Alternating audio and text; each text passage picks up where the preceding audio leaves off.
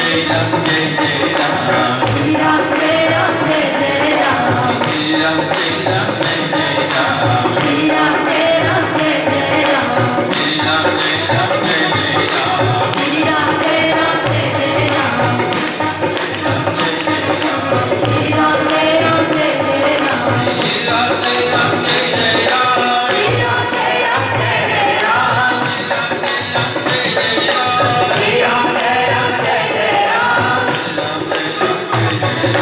श्री राम जय राम जय जय राम श्री राम जय जय राम श्री राम जय जय राम श्री राम जय जय राम श्री राम जय राम जय जय राम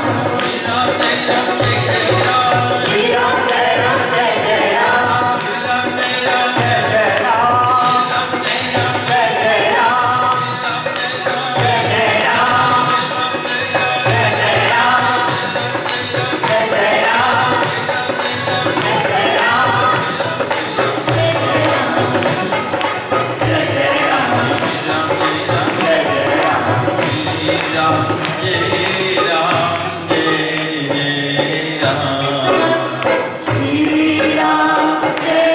राम जय जय राम अयोध्या में बड़ा ही मंगल मनाया गया, बड़ा ही आनंद उत्सव हुआ। चारों बालक धीरे धीरे बड़े होने लग पड़े। ठुमक चलत रामचंद्र बाजत पैंजनिया। जब चलते हैं और पैंजनिया की मधुर ध्वनि आती है तो कौशल्या और दशरथ बड़े आनंदित होते हैं। बालक थोड़े बड़े हुए, एक दिन विश्वामित्र आ गए और कहने लगे, महाराज मैंने सुना है आपके यहाँ बड़ी सुंदर 4 पुत्र हुए हैं, मैं उनके दर्शनों के लिए आया हूँ। दशरथ ने बड़ा सुंदर आसन दिया, पाद्य अर्घ्य दे की सेवा की, ऋषि को बिठाया, बहुत प्रकार से पूजा की और हाथ जोड़ के खड़े हो गए। महाराज मेरे अहो भाग्य, आप मेरे यहाँ आए हैं। 4 पुत्रों का दर्शन कराया और कहने लगे, मैं आपकी क्या सेवा कर सकता हूँ, मेरे लिए क्या आज्ञा है। विश्वामित्र कहने लगे, आज्ञा नहीं, मैं एक याचना लेके आया हूँ। कहने लगे, महाराज आप ऋषि हैं, आप आज्ञा करें, आप कुछ भी मांगे, कुछ भी कहें, कोई भी वस्तु आपके लिए मेरे पास अदेय नहीं है, आप जो मांगेंगे मैं वो दूंगा। विश्वामित्र कहने लगे, ठीक है राजन, अगर तुम्हारी ऐसी भावना है तो अपने दोनों बड़े पुत्र राम और लक्ष्मण मेरे को दे दो। अब दशरथ इनकार करने लगे, महाराज आपको राम लक्ष्मण किस लिए चाहिए। कहने लगे, मैं यज्ञ करता हूं तो राक्षसा के हड्डियां में चढ़ाते हैं, मारी सुबाहु ताड़का, इन्होंने बहुत उत्पात मचा रखा है, मेरा यज्ञ पूर्ण नहीं होने देते। दशरथ कहने लगे, मैं बहुत सी सेना भेज देता हूं, तुम्हारा यज्ञ पूर्ण हो जाएगा। कहने लगे, महाराज सेना के वश का ये काम नहीं, वो तो सब मैंने देख लिया, उनको अगर मार सकते हैं तो राम और लक्ष्मण ही। अब दशरथ कहने लगे, मैं राम लक्ष्मण नहीं दे सकता। विश्वामित्र कहने लगे, अगर नहीं देना था तो पहले कहा क्यों। पहले तो बड़ बड़ की बातें करते थे कि जो मांगोगे दे दूंगा, और अब देने की बात आई तो इनकार करते हो। कभी भी ऐसी वस्तु देने के लिए हाँ नहीं करनी चाहिए। दाता का भी उपहास और लेने वाले का भी उपहास पहले सोच विचार लेना चाहिए। विश्वामित्र ने बड़ी प्रताड़ना की।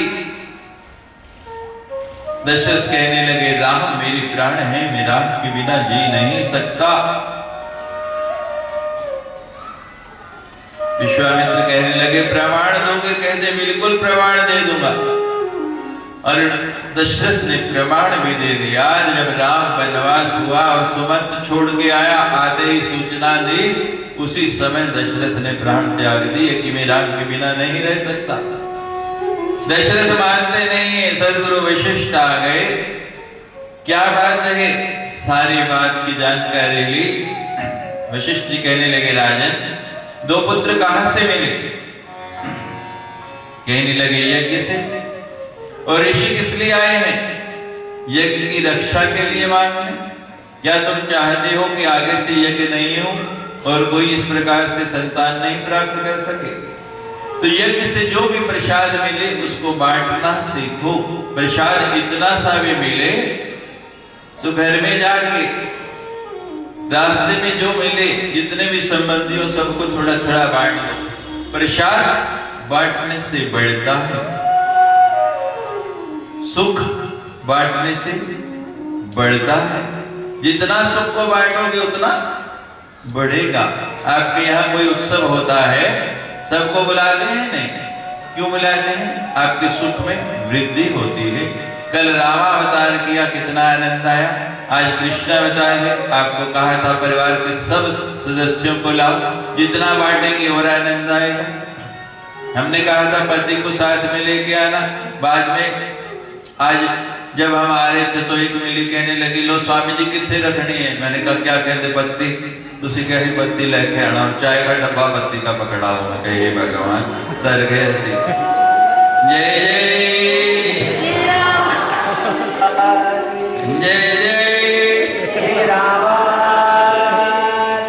माँ। और दुख जितना है, देखो मुझे हंसते हुए आप बड़े अच्छी लगते हो। आज के युग में लोग हंसना भूल गए, मुस्कुराना भूल गए। लोगों के चेहरे पर मुस्कुराहट नहीं, विषाद दिखता है। एक मुस्कान तो दिखती नहीं है और कोई कहे हंसेगा भी ऐसे जरा सा हंस लेता है, जैसे हंसी नहीं। और हंसी कहाँ दिखती है मुझे? टूथपेस्ट के विज्ञापनों में, और कहीं हंसी नहीं दिखती। अरे स्वामी जी की कथा में आए हो और माँ की कथा है श्रीमद् देवी भागवत, यहाँ पे नहीं हंसे तो जीवन भर हंसे नहीं सकते। इसलिए एक बार खुल के हंसो, सारे जोर से हंसो,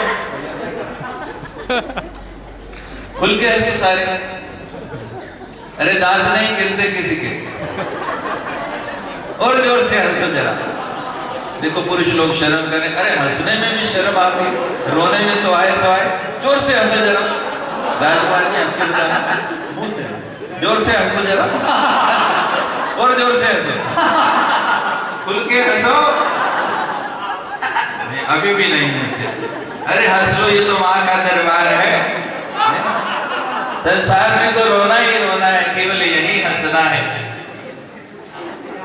हंसना सीख। और देखो वो हंस भी रही तो मुंह के आगे हाथ रख। अरे हंसते हुए बहुत सुंदर लगते हो। सचमुच शीशे के सामने जाके देख लेना आज घर हंस के कि हंसने हुए आप कितने अच्छे लगते हो। और मुस्कुराते हुए फूल आंगन में शोभा देते हैं, मुरझाए हुए फूल थोड़ी देते हैं। घर में जो फूल बगीचे में आपके मुरझा जाते हैं उनको रखते हैं या तोड़ देते हैं? बोलो, तोड़ देते हैं।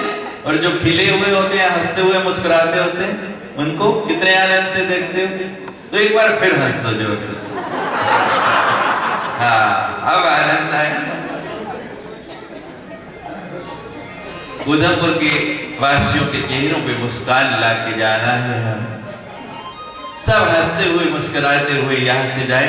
घर वाले भी देखें कि आज कहाँ से आए, इतना प्रफुल्लित, इतना आनंदित चेहरा कभी हमने आपका देखा नहीं। सुख बांटने से बढ़ता है और दुख बांटने से घटता है। दुख आ जाए तब भी बांटना सीखो। देखो मुझे आनंद आ गया, उनको इतनी हंसी आई कि आंखों से पानी आने लग पड़ा। ये हर्ष के आंसू हैं। हम एक जगह इलाहाबाद के अंदर थे और रामचरितमानस चल रहे, तो मैंने देखा एक दिन एक व्यक्ति महाराज इतने आनंदित, इतने हंस रहे, लोटपोट हो रहे, उलट पुलट हो रहे। मैंने कहा भाव आ गया, मैं बड़ा आनंदित है। दूसरे दिन देखा तो ऐसे बिलख बिलख के रो रहे और बुरा हाल उनका। मुझे लगा कुछ गड़बड़ी है। मैं कथा नहीं कर रहा था, हम तो यज्ञ में व्यस्त थे। कथा के लिए किसी और को वहां पे बुलाया गया था। तो फिर मैंने थोड़ा विचार किया और जब सुना तो उस समय जो प्रसंग चल रहा था वो राम वनवास का चल रहा। तो मैंने कहा नहीं, ये व्यथित नहीं, बड़े ये भावुक श्रोता है। आज राम वनवास है तो निश्चित रूप से इससे पहले दिन राम विवाह का प्रसंग आता है। कल विवाह उत्सव था तो ये आनंद में झूम रही थी और आज वनवास है तो विषाद से ग्रस्त है। सुनो तो ऐसे कि बस तन मन आनंदित हो जाए। ये माँ की कथा है, ये रोना नहीं हंसना सिखाती है। और बालक मैंने कई बार कथा में बता दिया, फिर दोहराता हूँ, कैसा भी रोता हो, कितना भी कष्ट हो, कितनी भी पीड़ा हो, जब माँ की गोदी में आता है स्वतः ही मुस्कुराने लगता है। तो ये तो माँ की गोदी है, ये गोवर्धन पैलेस नहीं है यार, इससे पहले रहा होगा, इससे बाद हो जाएगा। 9 दिनों के लिए तो ये माँ का अंक है, माँ की गोदी है। यहाँ जितना खिलखिला सकते हो, जितना आनंद ले सकते हो ले लो। तो वशिष्ठ कह रहे हैं कि यज्ञ से प्राप्त हुए हैं और यज्ञ की रक्षा के लिए ऋषि मांग रहे हैं, दे दो। सदगुरु के कहने पे दिया, विश्वामित्र ले गए, यज्ञ पूर्ण किया, ताड़का सुबाहु को मारा। विश्वामित्र जी कहने लगे कि मेरा काम पूरा हो गया, आओ अब तुम्हें आसपास के क्षेत्र घुमा देता हूँ। घुमाने के लिए लेके निकले, रास्ते में अहिल्या का उद्धार किया।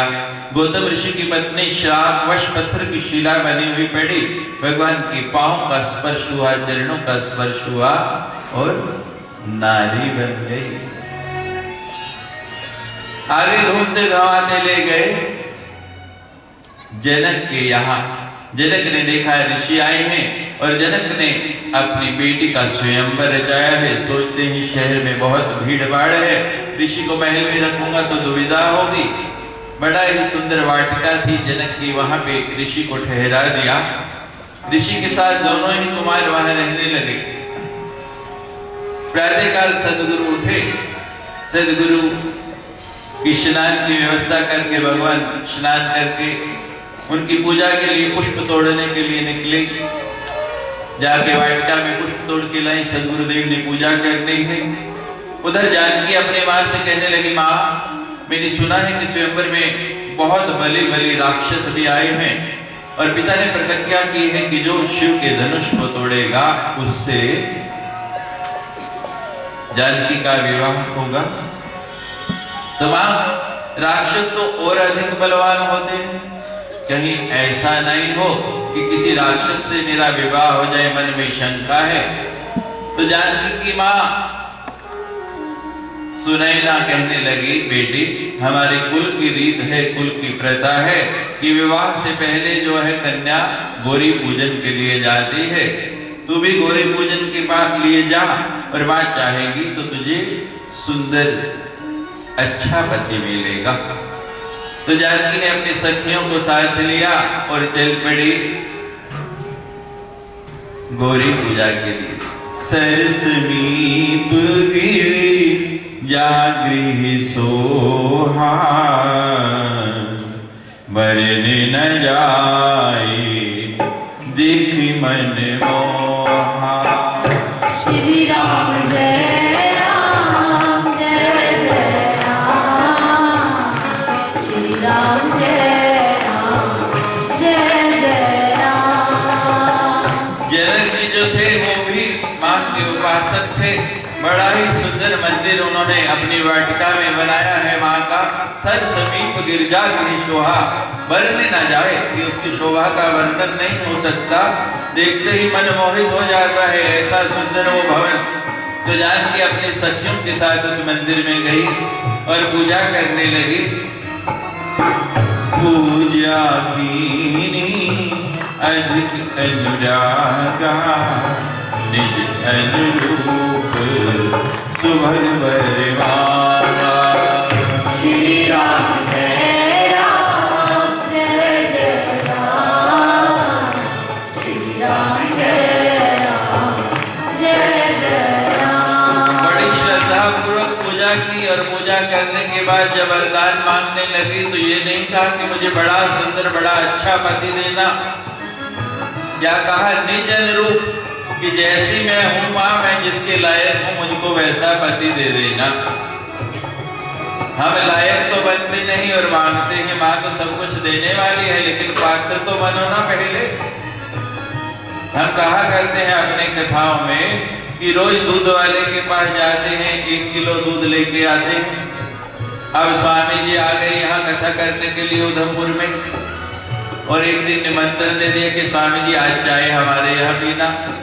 स्वामी जी ने कह दिया ठीक है भाई, आपका भाव है तो आपके यहाँ आ जाएंगे। और स्वामी जी अकेले तो आते नहीं, साथ में पता नहीं कितने आ जाए। तो उस दिन दूध वाले के पास पहुंचे, भाई आज दूध थोड़ा ज्यादा चाहिए। दूध वाला कहता है महाराज आप मेरे हमेशा के ग्राहक हैं, कोई बात नहीं, कितना दूं? आप कहते हैं 2 किलो दे दो, बड़ी संगत आ रही। और डब्बा वही लेके गए जो रोज लेके जाते हैं 1 किलो वाला। अब दूध वाला कितना भी जोर लगाए उसमें 2 किलो दूध आएगा। बर्तन बड़ा करना पड़ेगा, पात्र बनना पड़ेगा। पात्र बनो पहले, वो तो देने वाली बैठी है। जानकी ने ये नहीं कहा कि मैं जिसकी पात्र हूँ, जिसके लायक हूँ। पर जब इतनी बात कह के खड़ी होने लगी तो मां भगवती के वक्षस्थल पर जो पुष्प लगा हुआ था वो फूल उस वक्षस्थल से गिरा और सीधा जानकी की झोली में आ गया। ऐसे ही झोली कर ली कि मां ने मुझे दे दिया। और जैसे ही झोली में फूल को दबाए हुए मंदिर से चलने लगी, मुख बाहर को किया तो सामने क्या देखती है, बड़े ही सुंदर 2 कुमार फूल तोड़ रहे हैं। बड़ा ही सुंदर रूप है। ये कौन है, कहां से आए हैं, क्या नाम है, कहां के राजकुमार हैं, कभी देखा नहीं। मन में विचार कर रही है तो उस वाटिका में जो है पंछी वो बोलने लगे अपने अपने बोली में, चातक को पीर चकोरा पूजत बिहद नटत मन मोरा। श्री राम जय राम जय जय राम, श्री राम जय राम जय जय राम। कौन से पंछी है वहां? चातक, कोकिल, कीर, चकोरा। चातक बोलने लगा वो आ रहे हैं, वो आ रहे हैं, वो आ रहे हैं। कोयल अपनी वाणी में बोलने लगी कुहू कुहू कुहू कुहू, कौन आ रहे हैं, कौन आए हैं? कीर कहते हैं तोते को। तोता अपनी वाणी में बोलने लगा। तोता क्या बोलता है? राम राम। तोता बोलने लगा राम आए हैं, राम। तो कहने लगे राम तो कई हुए, कौन से राम आए हैं? तो चकोर बोलने लगा। चकोर किसको चाहता है? चंद्रमा को।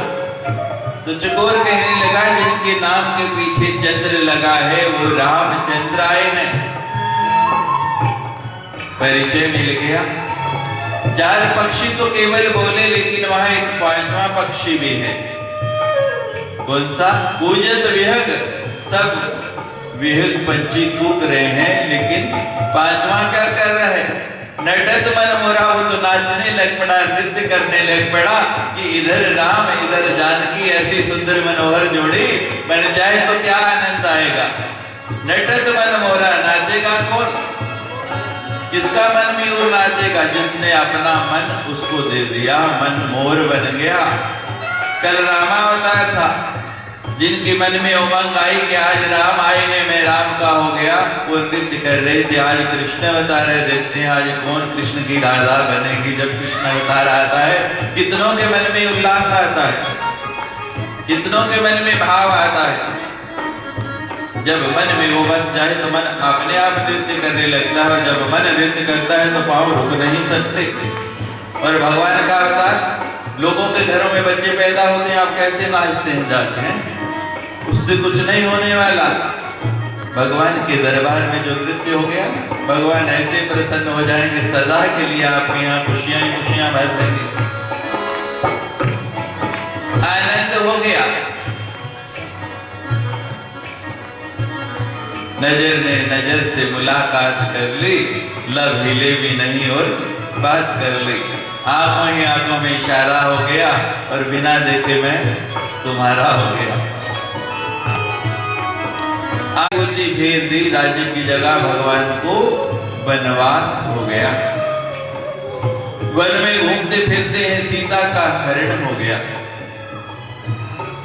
सीता हरण हो गया और भगवान बड़े व्यथित होके वन के अंदर घूम रहे हैं।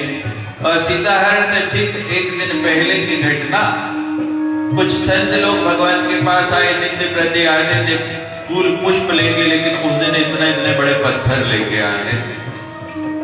लाके पत्थर भगवान के पास रख दिए। भगवान कहते क्या बात भाई, जंगल में फूल खत्म हो गए, फल खत्म हो गए, जो आज पत्थर लेके आ गए? कहते नहीं महाराज, बात दूसरी है। हमने सुना है, लक्ष्मण जी ने हमें कथा सुनाई कि आपने पत्थर को छुआ और वो नारी बन गई। तो अब हम सब बूढ़े हो गए, जवानी में तो विवाह किया नहीं, और अब बुढ़ापे में कोई हमारे से करेगा नहीं, और बुढ़ापे में अब चूल्हा चौका होता नहीं।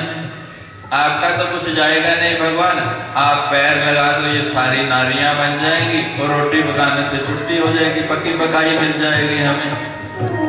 भगवान कहते हैं भाई, वो मैं सवेरे सवेरे ना बिना कुछ खाए पिए नहा धो के ही पाँव लगाता हूँ, तभी नारियां बनती हैं। और इतने पत्थर हैं, एक आधा है नहीं, तो आप रख जाओ, मैं कल लगा दूंगा, सब अपनी अपनी ले जाना। और भगवान तो कल्याण चाहते थे ऋषियों का। उस दिन सीता हरण हो गया, और दूसरे दिन भगवान जो है रो रहे हैं लिपट लिपट के, हा खग मृग हा मधुकर श्रेणी, कहाँ गई सीता मृग नैनी। श्री राम जय राम जय जय राम, श्री राम जय राम जय जय राम। भगवान बिलख रहे, रो रहे, वृक्षों से लताओं से लिपट के ऋषि आए। ये दशा देखी तो लक्ष्मण जी से पूछा, भाई क्या बात है, भगवान को क्या हो गया? कहते जो आप लेने आए हो ना, वो भगवान की चली गई। कहते ये भी होता है? कहते हाँ यही होता है, सुख कम और दुख कम ज्यादा होता है। जब पत्नी नई नई आती है ना, इतना प्रेम होता है, पहले साल कहते हैं चंद्रमुखी, चंद्रमा की तरह लगती है, और दूसरा साल आते आते सूर्यमुखी हो जाती है, और तीसरे साल फिर ज्वालामुखी बन जाती है, रोज फटती। हमारे पास आए लोग पूछते हैं, स्वामी जी जब चंद्रमुखी से ज्वालामुखी हो जाए तो हमें क्या करना चाहिए? हम कहते फिर आप अंतर्मुखी हो जाओ, हमारी कथा में आया करो, वहीं शांति मिलेगी, घर में तो क्रांति क्रांति रहेगी। तो ऋषि महाराज कहते महाराज हमें नहीं चाहिए, वापिस चले गए। सीता को खोजते खोजते किष्किंधा पहुंचे। हनुमान जी सुग्रीव से मित्रता हुई, हनुमान जी लंका जाते हैं, सीता की खोज लाते हैं, और भगवान लंका पे चढ़ाई की तैयारी कर देते हैं। अब जब युद्ध प्रारंभ करना है, समुद्र पार पहुंच गए तो मन में शंका है, भय है कि रावण बड़ा ही मायावी है, बहुत बलवान है, पता नहीं क्या है। शत्रु को कभी भी कमजोर नहीं समझना चाहिए। विचार कर रहे हैं, थोड़ा सा मन में विषाद है, थोड़ी सी चिंता है। नारद जी वीणा बजाते बजाते पहुंच गए। श्री राम जय राम जय जय राम, श्री राम जय राम जय जय राम। क्या बात है भगवान, कुछ परेशान लग रहे हैं। कहा कल रावण से युद्ध होना है और बड़ी चिंता है। ये लगे चिंता की क्या बात है? शक्ति की आराधना करो, शक्ति पूजा करो, रावण पर विजय प्राप्त हो जाएगी। भगवान ने मिट्टी की मूर्ति बनाई भगवती की बड़ी सुंदर, और 9 दिन नवरात्र व्रत करके 9 दिन तक भगवती की पूजा की और रावण पर चढ़ाई कर दी। 9 दिन तक युद्ध चला और 10वें दिन विजय श्री प्राप्त हुई, रावण मारा गया। देवताओं ने पुष्प बरसाए, जय जयकार किया, बोलो सच्चे दरबार की जय, जय जय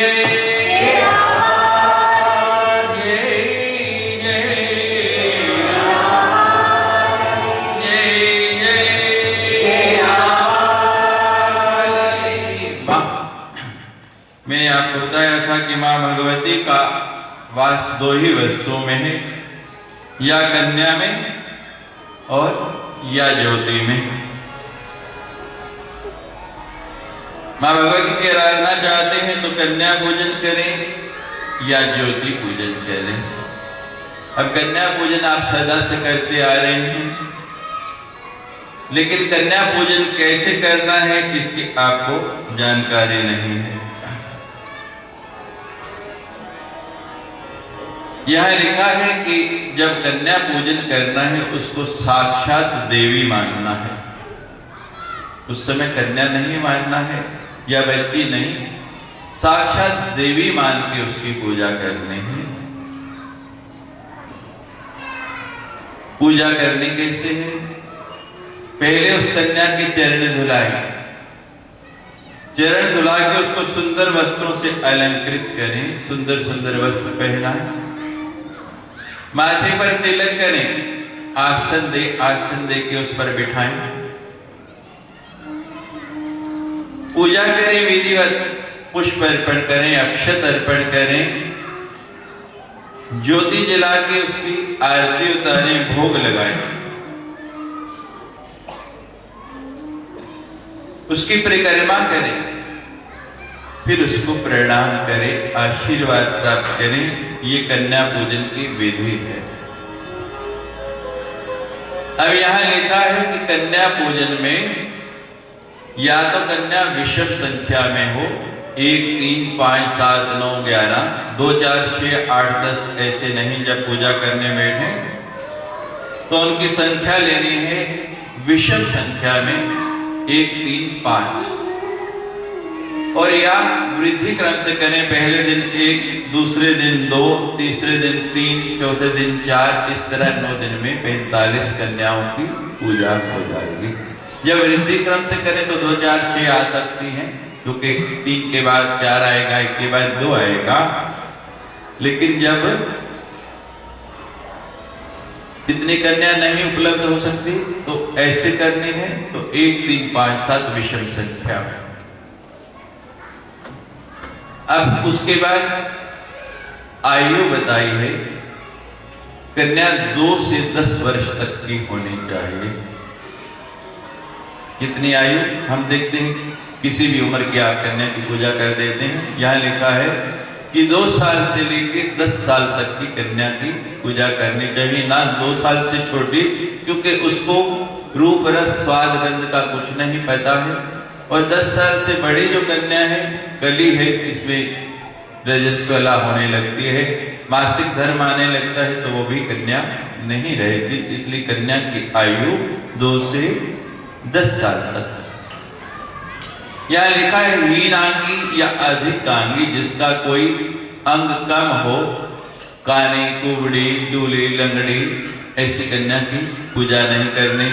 कोई 6 उंगलियों वाली हो, कोई अंग फालतू हो, उसकी भी नहीं पूजा करनी है। और कन्या सुंदर होना चाहिए, क्योंकि उसको हम साक्षात देवी मान रहे हैं उस समय। और माँ तो सुंदर है कि नहीं? सुंदर है, सच्ची मुची है, तो फिर सुंदर कन्या होनी चाहिए। अब यहाँ लिखा है कि जिसको विद्या चाहिए, ज्ञान चाहिए, वो ब्राह्मण की कन्या की पूजा करे। जिसको बल चाहिए, शक्ति चाहिए, वो क्षत्रिय की कन्या की पूजा करे। और जिसको धन चाहिए, वो वैश्य की कन्या की पूजा करे। और जो मेरी तरह मां का सेवक बनना चाहता है, दास बनना चाहता है, वो शूद्र की, अंत्यज की कन्या की पूजा करे। पूजा करने के बाद कन्या को जो उसके उपयोग की वस्तु है वो भेंट में दे।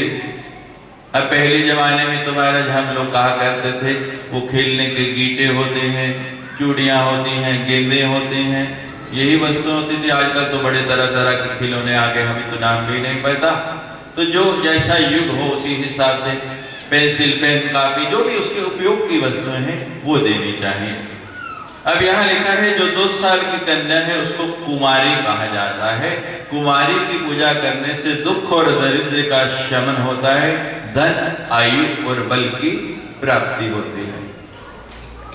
3 साल की जो कन्या है उसको त्रिमूर्ति कहा गया है, धर्म, अर्थ और काम। ये 3 पुरुषार्थ 3 साल की कन्या की पूजा करने से प्राप्त होते हैं और आपके पुत्र और पौत्रों की बढ़ोतरी होती है। 4 साल की जो कन्या है वो आपकी सभी कामनाएं पूर्ण करती है, उसको कल्याणी कहा गया है 4 साल की कन्या को। और जो 5 साल की कन्या है उसको रोहिणी कहा गया है, जिसके यहाँ बीमारी बहुत रहती है, रोग बहुत रहते हैं। वो 5 साल की कन्या कल्याणी की पूजा करे, रोगों का नाश हो जाएगा। 6 साल की कन्या को चंडिका कहा गया है, ऐश्वर्य और प्रतिष्ठा चाहिए तो चंडिका की पूजा करें। उसके बाद शांभवी कही गई है, शांभवी की पूजा करने से किसको मोहित करना चाहते हो तो शांभवी की पूजा करें। 9 साल की जो कन्या है उसको साक्षात दुर्गा कहा गया है। 9 साल की कन्या साक्षात दुर्गा, बहुत कठिन काम हो, दुर्गम से दुर्गम कार्य हो, दुष्ट शत्रु का संहार करना हो तो 9 साल की कन्या की पूजा करें, वो शत्रु मारे जाएंगे। 10 साल की जो कन्या है उसको सुभद्रा कहा गया है। 10 साल की कन्या की पूजा करने से सभी मनोरथों की प्राप्ति होती है, आपके सभी मनोरथ पूर्ण होते हैं। हमारी संस्कृति है, यहाँ कन्या को देवी माना जाता है। हमारे देश में कन्याओं की पूजा की जाती है, कन्याओं का वध नहीं किया जाता। जो लोग कन्या की पूजा करना नहीं जानते, आजकल देखते हैं कि कन्या हुई तो गर्भपात ही करा देते हैं, उनको ना माँ के भवन जाने की इजाजत है, माँ रुष्ट हो जाती है, ना माँ की उपासना करने की इजाजत है और ना ही उनको कन्या पूजन किया जाए। कन्या की पूजा जो करता है वो कन्या का वध नहीं करता, और कन्या तो साक्षात माँ जगदम्बा है। विधि का विधान मान के माँ जो भी दे उसको प्रसन्न मुद्रा में रखे। गर्भपात से बड़ा दुनिया में कोई पाप नहीं। मैंने जितने भी ग्रंथ पढ़े हैं उनमें सब पापों के प्रायश्चित हैं, लेकिन 2 पापों के प्रायश्चित मुझे किसी ग्रंथ में नहीं मिले। एक कन्या वध का, गर्भपात का, और दूसरा किसी से लेके उसको वापस नहीं देखना, कृतज्ञता का। इन दोनों पापों का कहीं भी कोई प्रायश्चित नहीं है। तो कन्या की पूजा करनी आपको बता दी है। अब जब नवरात्रि आए या कभी भी जब आप कन्या की पूजा करें, इस प्रकार से करें। विस्तृत जानकारी जो चाहे बाहर हमारे सिद्धेश्वरी डिवाइन शॉप जो है उसमें पुस्तकें हैं, उनमें सब लिखा है। आप उनको लेके उनसे पढ़ के विधि पूर्वक कर सकते हैं। बड़ी ही सुंदर कथा आई है सुदर्शन की।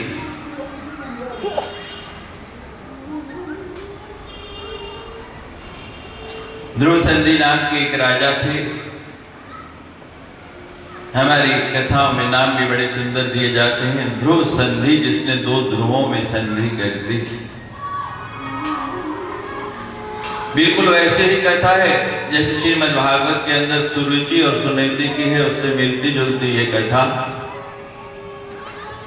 तो ध्रुव संधि ने दोनों ध्रुवों में संधि कर दी, नॉर्थ पोल और साउथ पोल, उत्तरी और दक्षिणी ध्रुवों को मिला दिया। लेकिन ध्रुव संधि की 2 पत्नियां हैं, उनमें संधि नहीं करा पाए।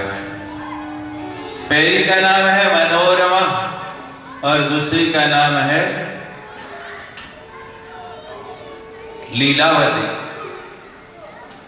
मनोरमा जो मन के अनुसार रमण करे, दुर्गा सप्तशती में लिखा है अर्गला स्तोत्र में, पत्नी मनोरमा देवी मनोवृत्ति नुसारणिम तारिणी दुर्ग संसार सागर से कुलोद्भव। कर्दम ऋषि ने 10,000 साल तप किया। कितने साल? 10,000 साल। अब आप कहेंगे 10,000 साल तो आयु ही नहीं होती, कैसे थी? अभी कुंभ का मेला गया है इस साल। हम हरिद्वार में थे तो एक विदेशी ढूंढते ढूंढते आए कि ये ऋषि लोग अपनी बड़ी आयु बताते हैं, और घूमते घूमते पहुंच गए उत्तराखंड में। उन्हें बताया गया कि वहां एक ऋषि तप कर रहे हैं और उनकी आयु जो है 700 साल है। अब महाराज जब वहां पहुंचे, देखा ऋषि को, तो कैसे प्रमाणित हो?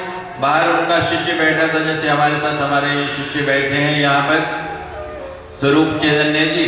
तो पूछने लगा कि भाई लोग कहते हैं आपके स्वामी जी की आयु 700 साल है, क्या ये सत्य? कहते मुझे क्या पता, मैं तो केवल 300 साल से उनकी सेवा में हूँ। कहते बस प्रमाणित हो गया। तो 10,000 साल तप किया कर्दम ने, और तब करने के बाद जब भगवान प्रसन्न हो गए तो मांगा क्या? यही मांगा, पत्नी मनोरमाम दही मनोवृत्ति अनुसार नहीं, पत्नी मांगी। भगवान कहते पत्नी तो वैसे भी मिल जाती, इसके लिए 10,000 साल तप करने की क्या जरूरत थी? तो कर्दम कहते हैं भगवान पत्नी तो मिल जाती है, लेकिन जो पत्नी मैं मांग रहा हूं मन की वृत्ति के अनुसार चलने वाली ऐसी पत्नी मिल जाए तो तारणी दुर्ग संसार सागर से क्रोधवाम गोकुल को तार देती ही पार ले जाती, और मन के विपरीत मिल जाए तो कल सुना दूंगा कबीर जी का कि कैसे मन के विपरीत होती है। आज तो अभी सुदर्शन की कथा छेड़ दी और कृष्ण अवतार भी करना। तो वो ध्रुव संधि दोनों पत्नियों में संधि नहीं करा पाए, रोज झगड़ा। और हमने तो महाराज प्रत्यक्ष देखा, एक बार हम किसी के यहाँ गए, हमारे यजमान थे और उनके भी 2 विवाह हुए, 2 पत्नियां, 2 मंजिला मकान बनाया हुआ डबल स्टोरी, एक वाले को नीचे में रखा हुआ, एक वाले को ऊपर में। हम घर पहुंचे, अभी नीचे बैठे हैं, शाम को ऑफिस से जब दफ्तर से घर आए, उन्होंने हमें तो देखा नहीं, तो आवाज लगाई पत्नी को, नीचे वाली पत्नी पहले देख लिया, उसने कहा पहले मेरे पास आओ, सुनो बात। चाहे वो यही कहनी चाहती हो कि स्वामी जी आए हैं, लेकिन इतने में ऊपर वाली जो थी वो कहती पहले मेरे पास आओ।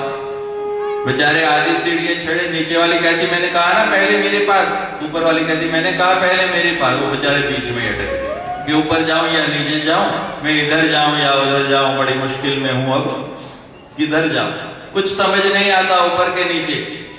महाराज नीचे वाली ने हाथ ऊपर किया, पैंट पकड़ ली बाबूजी की, ऊपर वाली ने हाथ ऊपर किया, कमीज हाथ में पकड़ ली।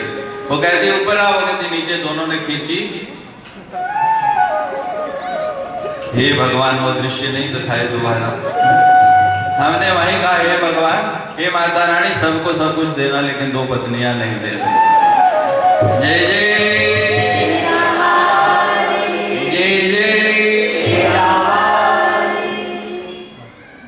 तो एक मनोरमा और एक लीलावती। मनोरमा का पुत्र हुआ सुदर्शन, बड़ा बेटा है और जैसा नाम वैसा ही काम, सब लोग उसको चाहते हैं। लीलावती का पुत्र हुआ, नाम रखा गया शत्रुजित। रोज लड़ता रहता। पास के राजा ने आक्रमण किया, ध्रुव संधि को मार डाला। अब वो सोचने लगी मनोरमा कि पति नहीं रहे, पता नहीं अब क्या होगा। लोगों की इच्छा है कि सुदर्शन सबसे सुंदर है, उसे राजा बनाया जाए, लेकिन लीलावती चाहती है कि मेरा पुत्र जो है शत्रुजित वो राजा बने। अपने पिता को बुला लिया, पिता का नाम युद्धाजित। दोनों मंत्रणा करते हैं कि हमने सुदर्शन को किसी भी तरह राजा नहीं बनने देना। एक विश्वास पात्र नौकर था विदल, उसने बताया कि मनोरमा इन्होंने षड्यंत्र करके तुम्हारे पति को मार डाला है और ये तुम्हारे पुत्र को भी मार डालेंगे, ये उसको राजा नहीं बनने देंगे। तो मनोरमा कहती है पति नहीं रहे, मुझे राज्य भी क्या करना। उस विश्वास पात्र नौकर के साथ रात के समय रथ सजा के वहां से पुत्र को साथ लेके चली गई और भारद्वाज मुनि के आश्रम में जाकर शरण मांगी, वहां रहने लगी। ढूंढते ढूंढते शत्रुजित और युद्धाजित भी वहीं पहुंच गए। भारद्वाज मुनि के आश्रम में जाके कहने लगे यहाँ मनोरमा आई है, उसे हमें सौंप दो। जब मनोरमा ने देखा कि बाहर युद्धाजित और शत्रुजित पहुंच गए हैं, ऋषि के सामने हाथ जोड़ के खड़ी हो गई, पत्ते की तरह काम करे कि मैं आपकी शरण आई हूं, अब आप ही मेरी रक्षा कर सकते हैं। ये लोग मुझे भी मार डालेंगे, मेरे पुत्र को भी मार डालेंगे, इन्होंने मेरे पति को भी मार डाला है, आप मेरी रक्षा करें। भारद्वाज मुनि ने मना कर दिया कि मैं मनोरमा को नहीं दूंगा, वो मेरी शरणागत है। युद्धाजित कहने लगे हम बलपूर्वक ले जाएंगे। कहने लगे तुमने विश्वामित्र का तो नाम सुना होगा, विश्वामित्र बलपूर्वक नंदिनी को ले जाने लगे तो परिणाम क्या हुआ सोच लो। अब वो विचार करते हैं कि ना तो राज्य है और ऋषि के टुकड़ों पर पल रहे हैं, इनसे हमें क्या है। वो दोनों वापस चले गए और सुदर्शन अपनी मां के साथ भारद्वाज मुनि के आश्रम में रहने लगा। अब धीरे धीरे बड़ा होने लगा। ऋषि ने मां भगवती के पावन नवारण मंत्र का तीसरा बीज, जिसको काली बीज, काम बीज, शक्ति बीज कहते हैं, वो बीज सुदर्शन को दे दिया। नवारण मंत्र का तीसरा बीज क्लीं, कि इसको जपते रहो, मां चाहेगी तो तुम्हें शक्ति भी प्राप्त हो जाएगी और तुम्हारा खोया हुआ राज्य भी पुनः प्राप्त हो जाएगा। अब सुदर्शन उस बीज को जपता रहा, क्लीं क्लीं जपता है और अस्त्र शस्त्र की शिक्षा, पढ़ाई की शिक्षा उस ऋषि के आश्रम में लेता रहा। उधर काशी का एक राजा है सुबाहु, उसकी लड़की शशिकला माँ की बड़ी भक्त, माँ की सेविका, सदा माँ का स्मरण करने वाली, जवान हो गई और पिता ने शशिकला का स्वयंवर रच दिया। जब स्वयंवर रचा तो शशिकला माँ से प्रार्थना करने लगी, माँ मैं तेरी भक्तनी हूँ, सदा तेरी आराधना करती हूँ, पता नहीं मुझे कैसा पति मिल जाए। कोई ऐसा मिल गया जो आपकी आराधना नहीं करता हो तो मेरा जीवन दूभर हो जाएगा। माँ मुझे ऐसा ही पति देना जिसकी वृत्ति आपके चरणों में लगी हो, जो आपको चाहता हो। जब ऐसी प्रार्थना की, प्रार्थना करते करते सो गई। राजकुमार ने स्वप्न में दर्शन दिया, शशिकला अयोध्या के राजा ध्रुव संधि का पुत्र सुदर्शन भारद्वाज मुनि के आश्रम में है और वही तुम्हारा पति होगा। वो भी मेरा भक्त है, मैंने तुम्हारे लिए उसका वर्ण किया है। स्वप्न आया, प्रातः काल उठी, मन में विचार कर रही है। माँ ने आके सूचना दी कि पिता ने तुम्हारा स्वयंवर रचाया और तुम्हें स्वयंवर में जाना है।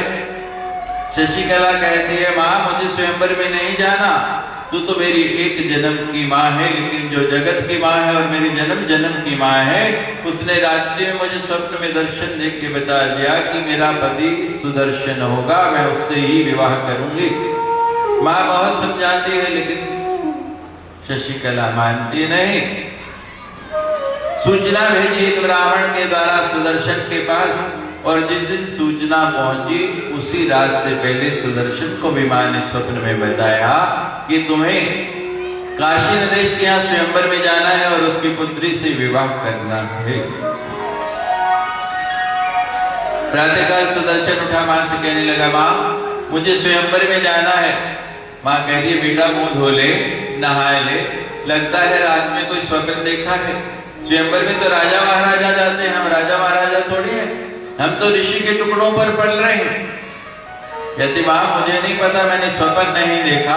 जिस माँ की मैं आराधना कर रहा हूँ, माँ ने साक्षात मुझे दर्शन दे के कहा है कि तुम्हें स्वयंवर में जाना है और मैं जाऊंगा। भारद्वाज मुनि भी आ गए, वो ब्राह्मण भी पहुंच गया, सूचना मिल गई। भारद्वाज मुनि ने विचार किया, कहने लगे, मनोरमा जाने दो, इसका बल बांका नहीं होगा। जिसके साथ माँ होती है उसको कोई कुछ नहीं कर सकता। माँ कहने लगी, बेटा मुझे भी साथ लेके जा, अगर तुझे कुछ हो गया तो इस दुनिया में मेरा तेरे सिवा कौन है, मैं भी वहीं प्राण दे दूंगी। उधर पिता ने बहुत समझाया लेकिन बेटी मानती नहीं। माँ ने कहा कि तू माला लेके स्वयंवर चली जा, किसी के गले में मत डालना। ये बात चल ही रही है कि सुदर्शन अपनी मां के साथ वहां पहुंच गया। भारद्वाज मुनि ने एक रथ की भी व्यवस्था कर दी और जैसे ही सुदर्शन पहुंचा, शशिकला ने वो वरमाला, जयमाला उस सुदर्शन के गले में डाल दी। और जैसे ही सुदर्शन के गले में माला डाली, जितने राजा स्वयंवर में आए थे, सूचना मिलते ही शोर मच गया कि हमारे साथ विश्वासघात किया है सुबाहु ने, हमें बुला के अपमानित किया है। पहले तो स्वयंवर में माला नहीं डाली गई, सुदर्शन वहां नहीं आया और सुदर्शन किसी देश का राजकुमार भी नहीं है। सबने अपनी सेना को इकट्ठा कर लिया और सब चढ़ाई करने लगे कि हम सुदर्शन और सुबाहु के साथ युद्ध करेंगे और बलपूर्वक शशिकला को ले जाएंगे। मनोरमा कांपने लगी, शशिकला कांपने लगी, लेकिन सुदर्शन जरा विचलित नहीं हुआ। माँ का जो काली बीज शक्ति बीज भारद्वाज मुनि से पाया था उसी का जप करने लगा कि हे माँ, इस संकट की घड़ी में आप ही मुझे बल प्रदान दें, आप ही मुझे शक्ति दें, मैं अकेला ही इन सब का संहार कर दूं। और जब इतनी बात कह रहा तो माँ ने अपनी चतुरंगणी सेना प्रकट कर दी। भीषण युद्ध होता है, सुदर्शन विजयी होता है, सब राजा परास्त होकर वहां से भाग जाते हैं। सुबाहु विधिवत सुदर्शन के साथ शशिकला का विवाह करते हैं और पूछते हैं, सुदर्शन तू तो अकेला आया था, मैंने सुना कोई राज्य भी नहीं है तुम्हारे पास, फिर ये इतनी सेना कहां से आ गई? कहने लगा, ये सब मेरी मां का प्रताप है, मैं जिसकी आराधना करता हूं। कौन है वो मां, उसका स्वरूप क्या है?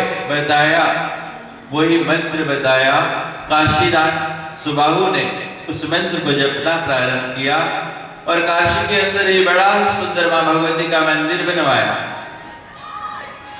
प्रातः काल जब सवेरा होता है, भगवान शंकर भूत भावन विश्वनाथ काशी जी में अपने मंदिर से अपना खप्पर हाथ में लेके निकलते हैं कि त्रिलोकी उठ गई होगी, सवेरा हो गया है, सबको भूख लगी होगी, और हाथ में खप्पर लेके सामने अन्नपूर्णा का मंदिर है, उसके पास जाते हैं। अन्नपूर्णई सदा पूर्णई शंकर प्राणवल्लभे ज्ञान वैराग्य सिद्धार्थम भिक्षाम देहि मां पार्वती।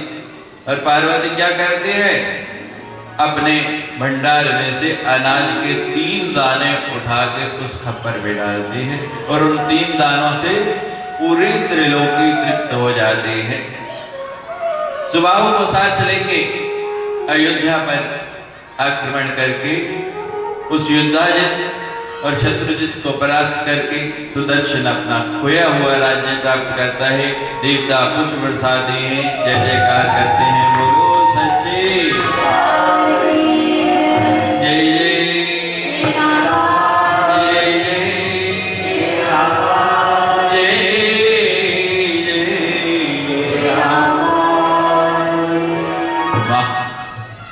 तो भगवान कृष्ण के अवतार की कथा में जाने से पहले माँ का एक भजन और फिर आनंद कंद बांके बिहारी के अवतार की कथा, बड़ी आनंदमय कथा। हमारे धर्मपाल जी माँ का एक सुंदर सा भजन आपको सुनाते हैं और फिर भगवान कृष्ण के अवतार की कथा की ओर चलते हैं। जय जय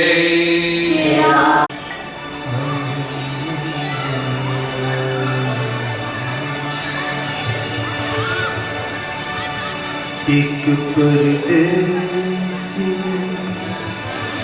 आया तेरे द्वार, एक परदेसी आया तेरे द्वार, रख चरना को हुए मंदरा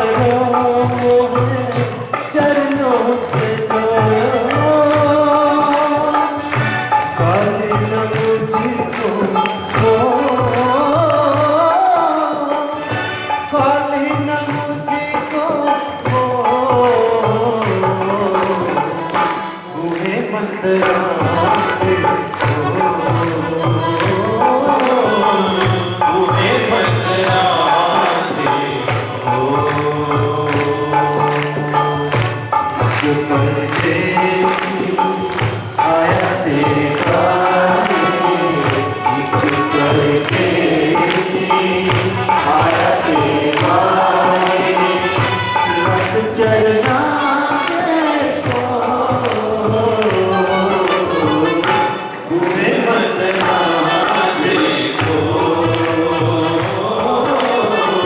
बूढ़े बंदना देखो।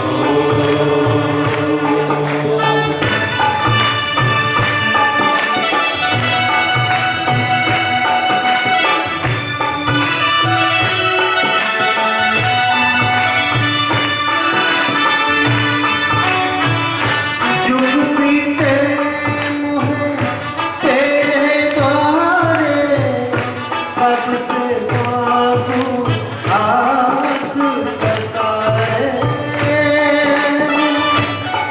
लाटा वालिए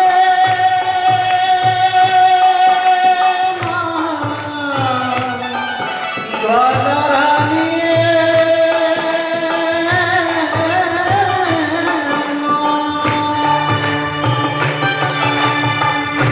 जुग बीते हैं तेरे द्वारे, कब से मांगू हाथ बटाए। खाली न मुझको खाली न मुझको बूढ़े बंदना देखो, बूढ़े बंदना देखो।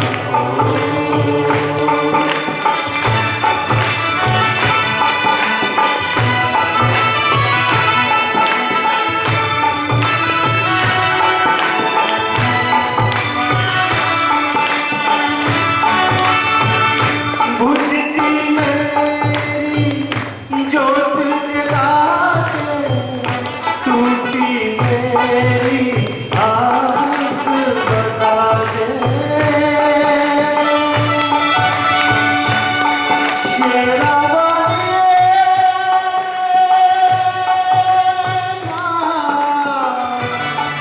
पहाड़ा वालिए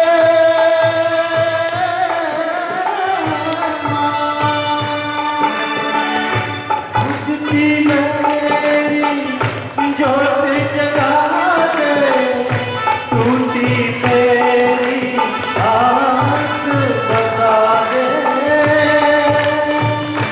मिट्टी देना रो,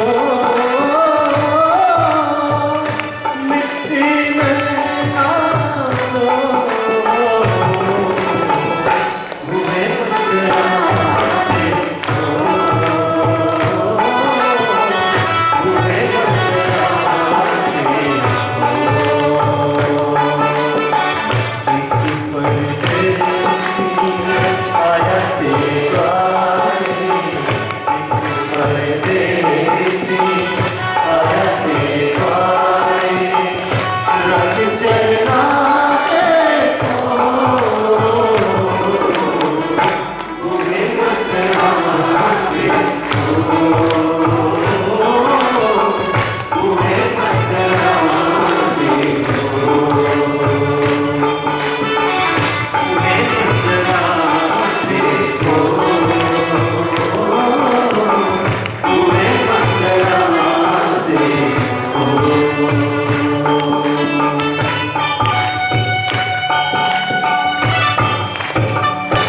जय जय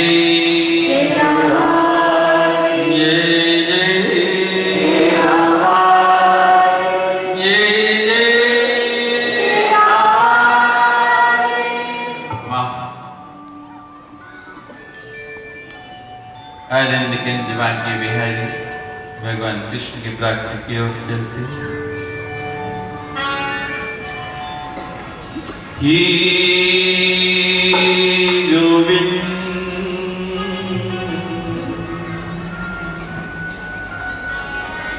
ही गोपाल ही गोविंद ही गोपाल ही दयानिधान